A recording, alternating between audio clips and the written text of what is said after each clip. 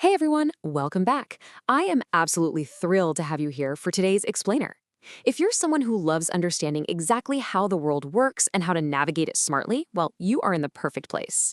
Today, we're taking a super fun day in the life journey through the essential safety lessons of Sheriff Labrador's town. We're going to look at the rules that govern literally everything, from the busy streets all the way to the local swimming pool. But we aren't just memorizing rules today. No way. We're going to understand the logic behind them. We'll see exactly how these lessons ingeniously use behavioral psychology, like, gamifying crosswalks or mapping out immediate consequences, to guarantee our safety without stopping our fun. Okay, let's dive right into this. Here is our roadmap for today. We're moving categorically through a typical day. We'll start with driving and traffic rules, move on to pedestrian and crosswalk safety, then tackle slide and playground rules, check out staying safe at the pool, and finally, we'll wrap up with why safety rules matter. All right, Section 1, Driving and Traffic Rules, Keeping the Road Safe. Let's set the scene by heading right into the busy, bustling center of the traffic fun park. Right out of the gate, we're hit with Sheriff Labrador's core philosophy, and it's a concept that perfectly grounds our entire explainer. Whether you're walking, riding a bike, or riding in a car, always follow traffic rules. This right here is the foundational mindset. You see, the mode of transportation doesn't matter. The commitment to safety remains absolute. You don't just get a free pass because you're on 2 wheels instead of 4. And this brilliantly illustrates that exact point. Notice the clear physical separation. Cars stay on the main road on the left, and bicycles are confined to their designated lane on the right. In Sheriff Labrador's town, a little brown bear actually got pulled over and handed a ticket for riding his bike right down the middle of the street for cars. It sounds kind of funny, but maintaining this strict physical boundary between heavy, fast-moving vehicles and smaller bicycles, that is step 1 in preventing collisions. Now, once you're actually in the car, the rules get even stricter. Check out these major driving infractions: overloading vehicles, answering the phone, and not wearing a seatbelt. The source material highlights a character named P-Rabbit who decided to answer a phone call while driving, completely losing focus on the road. And to make matters worse, he wasn't even wearing a seatbelt. Sheriff Labrador didn't just give him a polite warning, he got hit with double tickets. Multitasking behind the wheel isn't just frowned upon, it results in serious danger because it steals your attention from the road. The exact same goes for squishing too many people into an overloaded car. It totally compromises the safety of the vehicle itself. Moving right along to Section 2, Pedestrian and Crosswalk Safety, also known as the Caterpillar game. So what happens when we park the car, leave the vehicle, and hit the sidewalks? Navigating the streets on foot is framed beautifully through a metaphor called the hungry caterpillar game. In this game, if you follow the rules and collect your candy safely, you grow longer and you win. It's that simple. The steps to winning and, surviving are right here. Step 1, wait for the green light. Step 2, only use designated crosswalks or safe overpasses. And Step 3, never, ever climb over safety fences just to take a shortcut. So the crucial point is that ignoring these signals comes with a massive penalty. During the game, 2 characters, Pudding and Puff, saw a bunch of tempting gold candy on the other side of the street. Even though the light was red, they figured, hey, there are no cars coming, let's just run across. But running a red light means losing your candy and, far more importantly, losing your safety.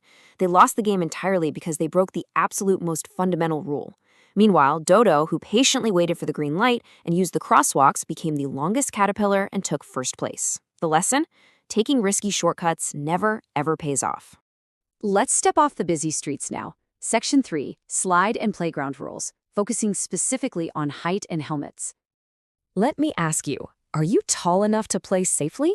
This was actually a massive hurdle for Dodo. He desperately wanted to go down the big slide, but he simply didn't meet the height requirement. So what did he do? He literally went to a stylist to get tall, stiff hair using golden scissors. I mean, talk about dedication, right?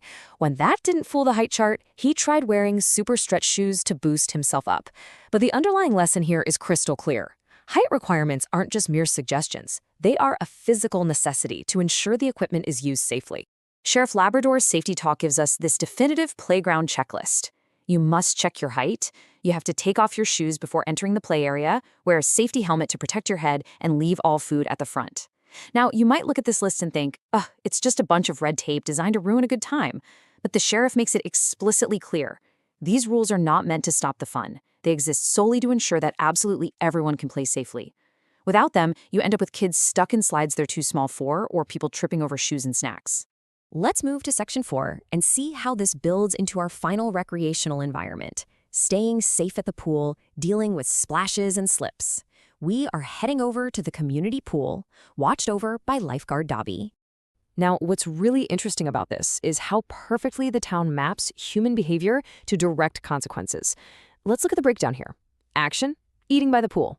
Consequence, crumbs fall. They dirty the water, and they bring ants. In fact, Mr. Bison actually got bitten by an ant because of food near the water. Next action, running.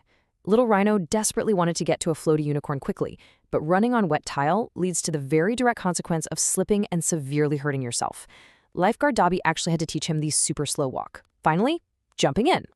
Little Rabbit wanted to make a massive splash, but the consequence was that her big splash almost seriously hurt the other swimmers around her. Every single dangerous action at the pool creates an immediate negative reaction for the whole community. We've gone from the roads to the crosswalks to the playground and the pool. This brings us to Section 5, why safety rules matter and how you can become a safety hero. And it all culminates in this beautifully simple definition. A safety hero is someone who understands that rules aren't there to stop the fun, but to keep everyone safe so the fun can continue. That is the massive takeaway from Sheriff Labrador's town. Whether it's waiting for a green light instead of grabbing that gold candy or throwing on a helmet for the big slide, the discipline of following the rules is exactly what creates a stable environment. It's what allows joy and play to actually happen without ending in a sudden trip to the hospital. So, I want to leave you with this provocative thought to carry with you today. Are you ready to follow the rules and be a safety hero in your own town? The next time you feel that urge to check your phone in the car or run across the street before the light turns green, remember the hungry caterpillar. Remember P. Rabbit. The choice to protect yourself and your community is entirely in your hands. Thank you so much for joining me for this explainer. Stay safe out there and keep learning.